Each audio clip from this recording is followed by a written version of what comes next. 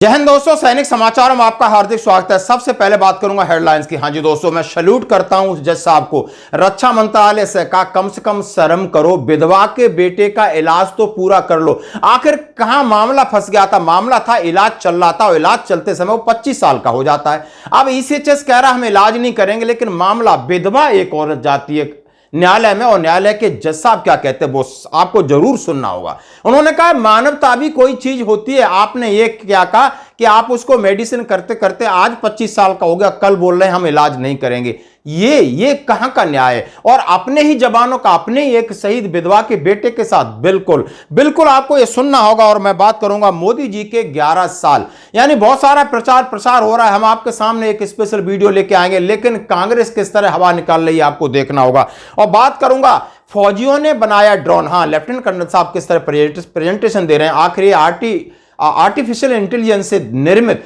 एक ड्रोन है, इसकी क्या खासियत है? उन्होंने कहा ये जवानों का किस तरह साथ देगा। और देखिए जरा दो वीडियो जहां पर हमारा एक भाषा है कि क्या तुझे हिंदी समझ में नहीं आती, इसी तरीके से केदारनाथ पर हमारे सैनिक एक किस तरीके से ड्यूटी कर रहे हैं और एक महिला 50 लाख की गाड़ी का गुमान लेके एसआई से किस तरह करती है बदतमीजी।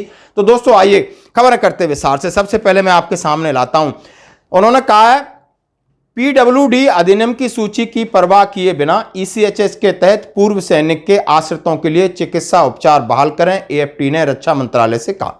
यानी इसका मतलब है कि कुछ ऐसे नियम हैं ईसीएचएस में जिसमें जो हमें हमारे आश्रितों को इलाज के लिए रोकते हैं। जैसे कि हमारे पेरेंट्स हैं, उनकी इनकम किसी और समझ सकते हो ज्यादा है, या हमारा बेटा है 25 साल से ज्यादा हो जाता है तो उसको इलाज नहीं मिलेगा। हमारी बेटी है यदि 25 साल से ज्यादा है, उसकी इनकम नहीं है तो इलाज मिलेगा। यदि शादी हो जाती है तो इलाज नहीं मिलेगा। लेकिन कभी कभी एक परिस्थिति ऐसी आई जहां पर उनका बेटा 25 साल से कम है, लेकिन वह किडनी की समस्या से जूझ रहा था, हॉस्पिटलाइज होता है और इलाज के दौरान माना कि वो 15 दिन कम या 15 दिन ज्यादा हो जाता है तो ईसीएचएस बोलता है अब ये हमारी लायबिलिटीज नहीं है, हमारी जिम्मेदारी नहीं है। तो अब ये मामला जब न्यायालय में जाता है तो न्यायाधीश क्या कहते हैं, ये बड़ी सुनने वाली बात है। सशस्त्र बल न्यायाधिकरण के फैसले के अनुसार रक्षा मंत्रालय एमओडी के किसी सदस्य के आश्रित को पूर्व सैनिक अंशदायी स्वास्थ्य योजना ईसीएचएस के तहत चिकित्सा उपचार देने के लिए केवल इसलिए इंकार नहीं किया जा सकता कि यानी कि जो इलाज करा रहा है कि उसकी उम्र 25 साल से ज्यादा हो गई है।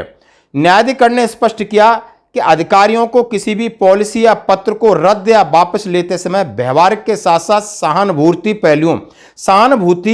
पहलुओं पर भी विचार करना चाहिए। यह देखना उनका दायित्व है कि किसी को कोई नुकसान न पहुंचे।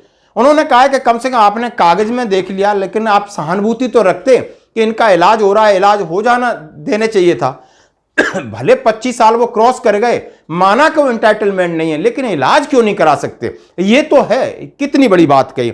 न्यायमूर्ति अनिल कुमार, न्यायिक सदस्य एएफटी लखनऊ के प्रशासनिक सदस्य वाइस एडमिरल अनिल कुमार जैन की खंडपीठ ने कहा हवलदार गंगा सहाय की विधवा शीला देवी द्वारा एक आवेदन को स्वीकार करते हुए आदेश पारित किए गए। उन्होंने रक्षा मंत्रालय को निर्देश देने की मांग की कि उनके बेटे की किडनी प्रत्यारोपण के बाद उसका इलाज जारी रखने का आदेश दें, जिससे रक्षा मंत्रालय द्वारा 5 दिसंबर 2013 को जारी नीति के अनुसार 25 वर्ष की आयु पूरा होने के बाद रोक दिया था। उन्होंने कहा कि 25 साल का हो गया तो इलाज रोक दिया, उसकी किडनी उन्हें ट्रांसप्लांट हुई और उन्होंने कहा इसके आगे भी इलाज है, वो इलाज दिया जाए। आवेदक की पति 1974 में भारतीय सेना में भर्ती हुए, 96 में उन्होंने सेवा से रिटायर्ड हुए, 2003 में उनकी मृत्यु हो गई। इसके बाद आवेदक को ईसीएचएस कार्ड जारी किया गया और उसके परिवार के सभी सदस्य शामिल थे। उनके बेटे मोहित कुमार को अगस्त 2021 में लखनऊ के कमांड हॉस्पिटल में भर्ती कराया गया। एडवांस रीनल डिसफंक्शन, उन्होंने किडनी की एक समस्या थी और ट्रांसप्लांट की सलाह मिली। आवेदक के अपने बेटे को किडनी दान की, जिससे 14 जून 2023 को प्रत्यारोपित किया गया। यानी समझ सकते हो कि मां ने अपने बेटे को किडनी दान थी। ईसीएचएस से इलाज चल रहा था। हालांकि अधिकारियों ने बताया कि उनका बेटा 2016 नियम के अंतर्गत नहीं आता, वो 2016 का नियम है 25 वर्ष की आयु के बाद ईसीएचएस के माध्यम के आगे इलाज के लिए पात्र नहीं। ये है आपका नियम पीडब्ल्यूडी अधिनियम 2016 है, जो रोकता है हमारे बच्चों को जिनकी उम्र 25 साल से ज्यादा हो जाती है, उनका इलाज ईसीएचएस में न हो। अब इस कंटिन्यूस प्रोसेस के बीच में ये जब मामला आ जाता है तो ये कह देते हैं अब हमारा काम नहीं है। अधिकारियों के इस फैसले से दुखी होकर एक विधवा ने न्यायालय का दरवाजा खटखटाया। उन्होंने कहा कि मेरे पति की मौत हो गई है, मेरा बेटा है, आर्थिक संकट भी है और पारिवारिक जो पेंशन है 50% की जगह 30% हो गई है, तो मैं कहां जाऊं? क्या आज मैं फौजी परिवार में नहीं हूं? क्या आज मैं फौजी विधवा नहीं हूं? क्या आज यही पेंशन 50% भी होती तब भी हम काम चला लेते, लेकिन आप 30% कर दिए। तो दोस्तों कितनी बड़ी बात है। एक कई बार चिट्ठी लिखी गई है, मैं जनरल सतवीर साहब से इसके बारे में बात किया था। उन्होंने कहा है कि यदि पति खत्म हो जाता है तो पत्नी को 30% पेंशन मिलती है। यह बिल्कुल हमारी सामाजिक स्थिति से मेलजोल नहीं खाता है। यानी जब पति जिंदा था तो 50% पेंशन मिल रही थी, पति कमा रहा था, लेकिन जब पति खत्म होता है तो सामाजिक जिम्मेदारियां वैसी की वैसी रह जाती है, बच्चों की पढ़ाई लिखाई वैसी रह जाती है और उस महिला को जो घर के अंदर है उसको घर के बाहर निकलना पड़ता है और उसकी पेंशन आधी हो जाती है। 50% से 30% यानी आधी पेंशन हो जाती है।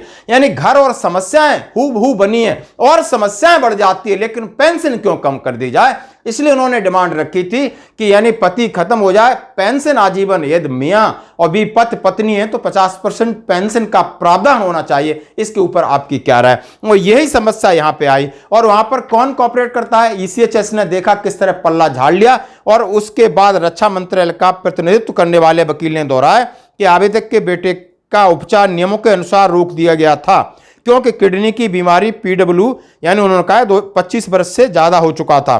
दोनों पक्षों को सुनने के बाद अधिकारियों से विचार किया गया कि यह आपकी लापरवाही है, यानी उनका बच्चा गंभीर किडनी रोग से पीड़ित है और यह आदेश दिया गया कि इनके इलाज को बहाल करें और पुनः आरंभ करें और उपचार बंद होने की तिथि से वास्तविक रूप से बहाल होने तक आवेदक अपने बेटे का उपचार किए गए और जो भी खर्चा हुआ उनका पेड करें। तो दोस्तों आपकी इसके ऊपर क्या राय है? मामला बड़ा गंभीर था, मामला एक सामाजिकता हमारे आपसे जुड़ा हुआ था, इसलिए मैं आपके साथ शेयर कर रहा हूं। दिल की बात है कि एक पत्नी को कितनी मुश्किल आ रही, पति चला गया, बेटा बीमार हो गया, पेंशन कम हो गई, असली पहाड़ तब टूटता है हमारे फौजियों के। अब कौन समाज इनका साथ दे रहा है ये आप देख सकते हो। अब मैं बात करूंगा मोदी जी के 11 साल के ऊपर। हाँ जी दोस्तों, जैसा कि मोदी जी ने अपनी सुरक्षा को ले देश में अपना एक 11 साल का उन्होंने रिपोर्ट कार्ड सामने रखा है, चाहे सेना को लेकर हो, राजनीति को हो, सामाजिक को हो, क्या क्या दिया, कितना पैसा, कैसा शासन किया।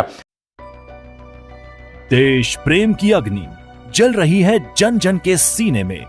प्रधानमंत्री मोदी के प्रयासों से बदला वातावरण जम्मू कश्मीर का, बदला है नॉर्थ ईस्ट। नभ में लहराया तिरंगा, नस नस में बहती शौर्य Ganga.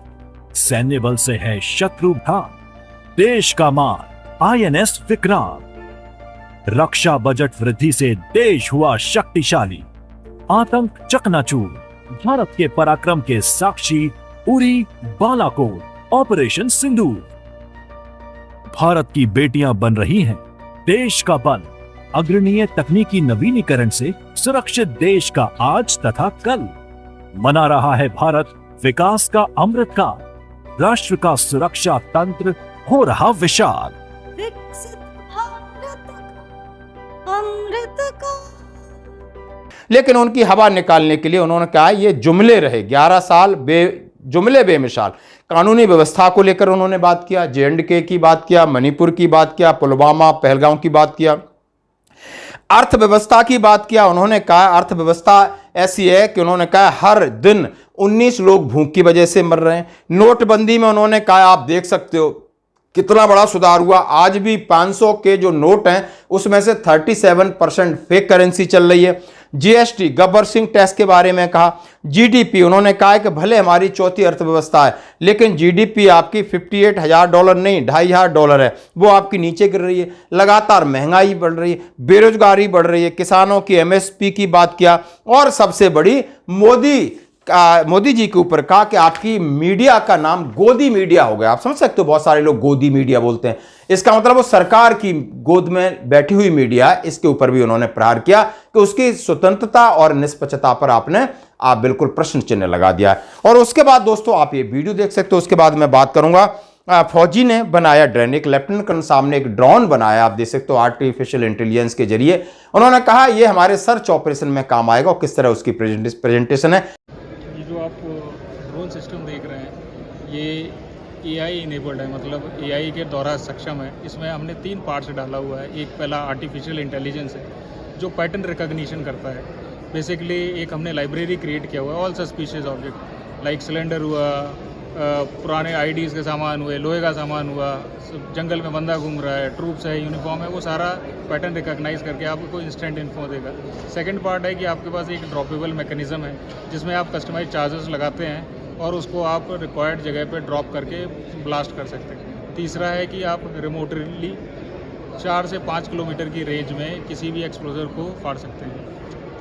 So this is the. अब अंत में एक वीडियो देख सकते हैं जिसमें सेना की एक भाषा है, क्या तुझे हिंदी समझ में नहीं आती है। उसी तरीके से केदारनाथ यात्रा पे श्रद्धालु जा रहे हैं, उन्हें रोका जा रहा है ताकि कानून व्यवस्था खराब न हो, लेकिन जब हमें किसी को दर्शन करने से रोकने के लिए नहीं रखा, यहाँ पे सिक्योरिटी पर्पज से रखा है। और आप लोग समझदार हैं, दर्शन कीजिए लेकिन बाहर से, जब तक परमिशन नहीं होगी अंदर जाने नहीं देंगे।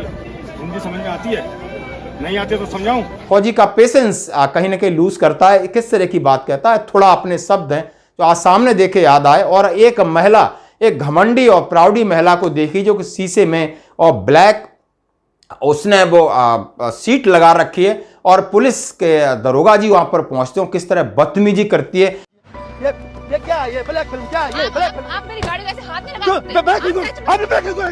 आपको पता भी है 50 लाख की गाड़ी है मेरी, ठीक है, और मैं ऐसे ही रहूंगी, ऐसे ही चलाऊंगी। मैडम जी 50 लाख की बात है तो गाड़ी का चलान होगा। बिल्कुल छोड़ो, चक्कू सोचो और बोलो। आप मेरा ऐसे भी टाइम वेस्ट कर रहे हो। आपको जो करना है फटाफट कीजिए। मैं चलान करूंगा, नहीं छोड़ूंगा, बोलो। अरे ये दे जाएगा ब्लैक फिल्म। आप सीधे बात नहीं करनी, ठीक है? करनी पड़ेगी। क्यों करूँ बात? मुझे क्या जरूरत है बात करने की? एक तो आप गलत काम करते हो, ऊपर से पुलिस को आपसे ऐसे बात नहीं कर सकते, आपको कोई हक नहीं है, ठीक है ना? मैं चलाऊंगी गाड़ी, मैं ऐसे ही चलाती हूँ गाड़ी। और मेरे आप तो ये है यहाँ पढ़े लिखे लोग जो पढ़े लिखे अंग्रेजी बोलते हैं, 50 लाख की गाड़ी में घूमते हैं, लेकिन संस्कार नाम की कोई चीज नहीं है, समाज से कोई लेना देना नहीं, सिर्फ अपनी अकड़ में घूमते हैं, और यही देश के लिए सबसे बड़ी मुश्किल पैदा करने वाले। तो दोस्तों ये थी आज की खबरें, बने रही हमारे साथ, धन्यवाद।